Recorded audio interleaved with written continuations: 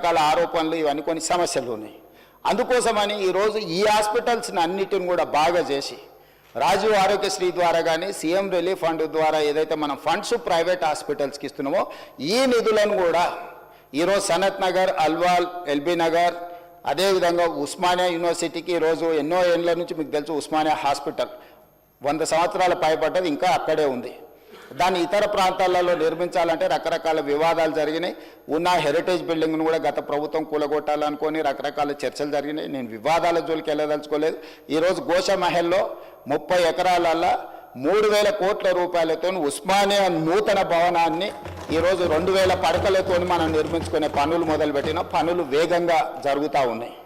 ఈరోజు Gandhi hospital, Warangal hospital వీటన్నిటిని కూడా పూర్తి స్థాయిలో నిర్మాణం చేసి ఒక 10,000 పడకల ఆసుపత్రులు ఈరోజు 10,000 పడకలు అదనంగా ఈరోజు వినియోగంలోకి పేదలకు సేవలు అందించడానికి, వైద్యం అందించడానికి అందుబాటులో వస్తున్నాయి.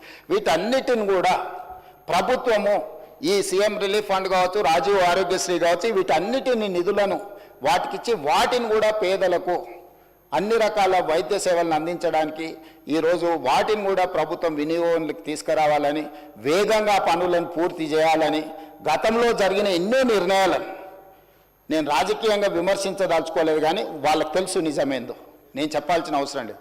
కాబట్టి వీటిని సర్దిద్దుకుంటూ ఒక దారిలో పెట్టి ఒక ప్రయత్నం చేసి దామోదర్ రాజనరసింహ గారు ఎడ్యుకేషన్ అండ్ ఇంజనీర్ కానీ by nature is an doctor, social doctor. అంటే సామాన్య సోషల్ డాక్టర్ అంటే పేదవాడికి ఏం సమస్య వస్తుంది, ఆ సమస్యకు ఏం వైద్యం అందించాలని సంపూర్ణంగా అవగాహన ఉన్న దామోదర్ రాజనరసింహ గారిని నేనే స్వయంగా ఈ శాఖ మీరు నిర్వహించాలని పర్సనల్గా వారిని పిలిచి, ఎందుకంటే ఈ శాఖ చాలా విస్తృతమైన సబ్జెక్ట్, ఇదంత ఆశమాసిగా అర్థమయ్యేది కాదు. అర్థమైనా కూడా ఎవ్రీడే ఒక కొత్త ఛాలెంజ్ వస్తుంది.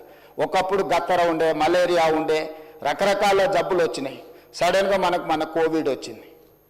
లేదు ఇట్లా ఎప్పటికప్పుడు ఏ రకమైన జబ్బులు సమాజంలో ఎట్లొస్తున్నాయి, ఎందుకు వస్తున్నాయి ఎవరికీ తెలియదు. రకరకాల ఇవి అంటే ఈ ఛాలెంజెస్ని ఎప్పటికప్పటికి మంత్రితో పాటు అధికారులు కూడా ఎప్పటికప్పుడు నేర్చుకోవాల్సిన సబ్జెక్ట్. మిగతా ఇష్యూస్ కంటే కూడా ఐటీ పరిశ్రమల కంటే కూడా మెడికల్ అండ్ హెల్త్ అనేది ఒక ఛాలెంజ్.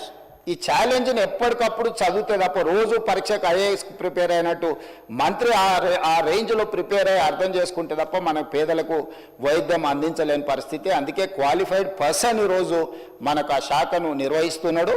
వారు ఇచ్చిన సూచనలు డెఫినెట్గా తప్పకుండా దాంట్లో ఏమేమి ప్రజలకు ఉపయోగపడుతుందో వాటన్నిటినీ స్వీకరిస్తాం. ఇంకా వారు చాలా మీటింగులు కూడా ఏర్పాటు చేసిండ్రు మంత్రి గారు.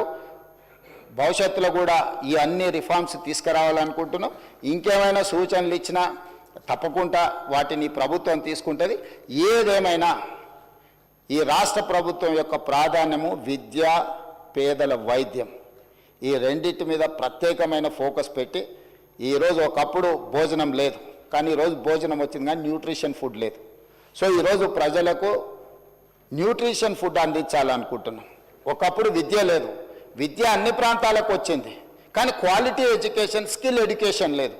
సో అందుకే ఈరోజు నర్సరీ నుంచి 12th క్లాస్ వరకు విద్యాపరంగా కానీ వైద్యపరంగా కూడా ప్రైమరీ హెల్త్ సెంటర్ నుంచి స్పెషలైజ్డ్ హాస్పిటల్స్ వరకు ఒక ప్రత్యేక ప్రణాళిక తీసుకొని ముందుకు వెళ్తున్నాం. డెఫినెట్గా సభ్యులు ఏదైతే సూచనలు చేసినరో, కన్సర్న్ ఎక్స్పర్ట్ చేసినరో పేదల వైద్యం కోసం డెఫినెట్గా ఈ ప్రభుత్వం వాటన్నిటి మీద దృష్టి పెడుతుంది. ప్రభుత్వం ఈ కొన్ని విషయాలలో నిధుల సమస్యలు ఎన్నున్నా ఇంకెక్కడైనా కోతలు విధిస్తాం, కానీ పేదల విద్య విషయంలో, పేదల వైద్యం విషయంలో ఒక్క రూపాయి కూడా కోత విధించాం. అవసరమైన మేరకు నిధులను అందించి ఒక మంచి రోల్ మోడల్గా రాష్ట్రాన్ని ముందుకు తీసుకెళ్తామని తమ ద్వారా సభ్యులకు తెలియజేస్తున్నా. అధ్యక్ష, question hour is over. All remaining questions are deemed to have been answered.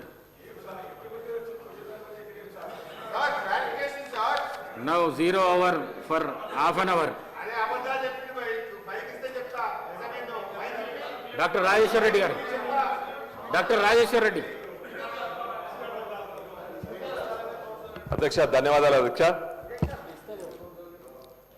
Nagar Kurnool నియోజకవర్గానికి సంబంధించి అధ్యక్ష, నాగర్ కర్నూల్ జిల్లా హెడ్ క్వార్టర్స్ అధ్యక్ష, ఇప్పుడిప్పుడే